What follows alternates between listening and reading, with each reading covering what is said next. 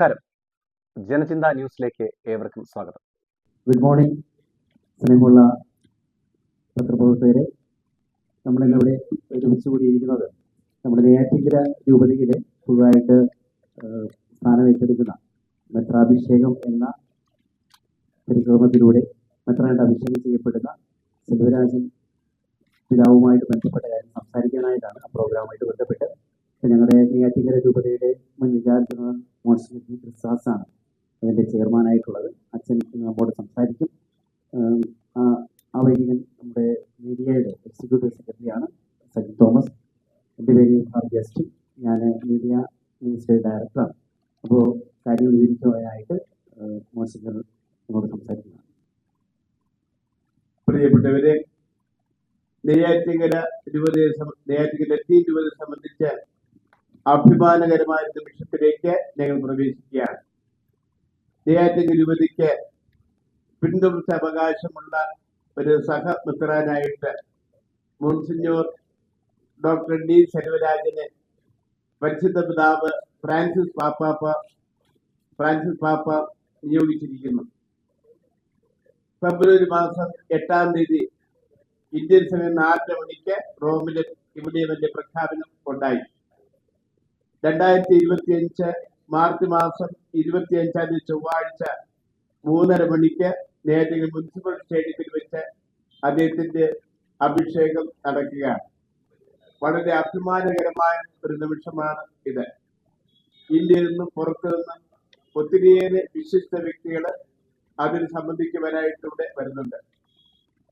വെറ്റിക്കാന്റെ Indian ambassador ആദരണീയനായ most reverend doctor archbishop Leopoldo റിബേറ്റി അദ്ദേഹം നമ്മുടെ മധ്യത്തിൽ സന്നിഹിതനാകുന്നു. അതേ ദിവസം അത് പരിശുദ്ധഭാവിന്റെ പ്രതീക്ഷയാണ്. അതോടൊപ്പം ഇന്ത്യയുടെ വെറ്റിക്കാന്റെ അംബാസഡറുമാണ്. അദ്ദേഹത്തിന്റെ സാന്നിധ്യം ഇവിടെ ഉണ്ട്. അതോടൊപ്പം CBC Catholic bishop conference of ഇന്ത്യയുടെ പ്രസിഡന്റ് ആൻഡ്രൂസ് താഴ്ത്തൻ പിതാവ് അദ്ദേഹവും ഇവിടെ ഉണ്ടാകും. 30-ലധികം ബിഷപ്പുമാര് കേരളം, ഇന്ത്യ, തമിഴ്നാട്, ഇന്ത്യയിലെ വിവിധ ഭാഗങ്ങളെല്ലാം അവരുടെ സന്നിഹിതരാകുന്നു. 300-ലധികം വൈദികരുണ്ടാകും. അതോടൊപ്പം സന്യസ്തരായിട്ട് 500-ലധികം പേരുണ്ടാകും. അന്മാരായിട്ട് 10,000-ലധികം പേര് പങ്കെടുക്കുന്ന വലിയൊരു സംഭവമായിരിക്കും അത്. രാഷ്ട്രീയ നേതാക്കന്മാര്, സാംസ്കാരിക നേതാക്കന്മാര്, മതനേതാക്കന്മാര്, വിവിധ മതത്തിൽ നിന്നെല്ലാം, ഹൈന്ദവ, മുസ്ലിം, അതോടൊപ്പം ഇസ്ലാം മതത്തിൽ നിന്നെല്ലാം തന്നെ ധാരാളം ആളുകൾ പങ്കെടുക്കുന്ന ഒരു വലിയൊരു സമ്മേളനമാണ് അന്ന് അവിടെ വെച്ച് നടക്കുക. അത് വലിയൊരു സംഭവമാക്കി മാറ്റുവാൻ എല്ലാവരുടെയും സാന്നിധ്യം ആവശ്യമുണ്ട്. പ്രത്യേകിച്ച് നിങ്ങൾ മീഡിയ പ്രവർത്തകര് ഇവിടെ ത്യാഗത്തോടെ തന്നെ അതിൽ നമ്മുടെ എല്ലാ കാര്യങ്ങളും റിപ്പോർട്ട് ചെയ്യുന്നുണ്ട്. വളരെ അഭിമാന സന്തോഷമുണ്ട്. നിങ്ങളോട് ചേർന്ന് നിൽക്കുന്നവരാണ്. നിങ്ങളത് കാണുന്ന അതിയായ സന്തോഷമുണ്ട്. ഞങ്ങൾ ഒരുക്കങ്ങളെല്ലാം തന്നെ നടന്നു കഴിഞ്ഞു. 12 കമ്മിറ്റികൾ അതിന്റെ ഓരോരുത്തർക്കും ഓരോ ഉത്തരവാദിത്തം നൽകിയിട്ടുണ്ട്. കൃത്രിമ അടുക്കിച്ചിട്ടോടുകൂടെ അതെല്ലാം ക്രമീകരിച്ച് വരികയാണ്. ഇതിന്റെ ഫൈനൽ സ്റ്റേജിലേക്ക് ഇപ്പോൾ പ്രവേശിക്കുകയും ചെയ്തു. അതോടൊപ്പം ചെറിയ ട്രാഫിക്കിന്റെ പ്രശ്നങ്ങൾ തീർക്കാൻ വരും. അത് ഇത്രയും ആളുകൾ പങ്കെടുക്കുമ്പോൾ, നെയ്യാറ്റിൻകര മുനിസിപ്പൽ സ്റ്റേഷനിൽ പങ്കെടുക്കുമ്പോൾ അവിടെ ട്രാഫിക്കിന്റെ ബുദ്ധിമുട്ടുകൾ വരും. നെയ്യാറ്റിൻകര ചെയർമാൻ രാജ്മോഹൻ സാറിന്റെ നേതൃത്വത്തിൽ അദ്ദേഹം ജനറൽ ഇതായിട്ടുള്ള ഒരു മീറ്റിംഗ് DSP എല്ലാം ചേർന്ന് അവിടെയുള്ള എല്ലാ പ്രസ്ഥാനങ്ങളുടെയും ആളുകൾ സമുദ്ര ആൾക്കാർ ഒരുമിച്ച് ചേർത്ത് ഒരു മീറ്റിംഗ് കഴിഞ്ഞ ദിവസം വെച്ചു. അവർ അതിനുള്ള എല്ലാ ക്രമീകരണങ്ങളും ചെയ്യുമെന്ന് പറഞ്ഞിട്ടുണ്ട്. നിങ്ങൾ പൂർണ്ണമായിട്ട് സഹകരിക്കുകയും അന്ന് വന്ന് ഈ മഹാസംഭവത്തെ ഒരു വലിയൊരു സംഭവമാക്കി മാറ്റാനായിട്ടും കൂടെ ഉണ്ടായിരിക്കുമെന്ന് അഭ്യർത്ഥിക്കുകയാണ്. അതോടൊപ്പം നെയ്യാറ്റിൻകര രൂപത നിലവിൽ വന്നത് 96-ലാണ്. തിരുവനന്തപുരം രൂപത വിഭജിച്ച് നെടുമങ്ങാട്, കാട്ടാക്കട, നെയ്യാറ്റിൻകര 3 താലൂക്കുകൾ ഉൾപ്പെടുത്തിയിട്ടാണ് ഈ നെയ്യാറ്റിൻകര രൂപത നിലവിൽ വന്നത്. അന്ന് 1996 ജൂൺ മാസം 14-ാം തീയതി പരിശുദ്ധ പിതാവ് ജോൺ പോൾ രണ്ടാമൻ മാർപ്പാപ്പ, വിശുദ്ധ ജോൺ പോൾ രണ്ടാമൻ മാർപ്പാപ്പ അദ്ദേഹമാണ് നെയ്യാറ്റിൻകര രൂപതയെ സ്ഥാപിച്ചത്.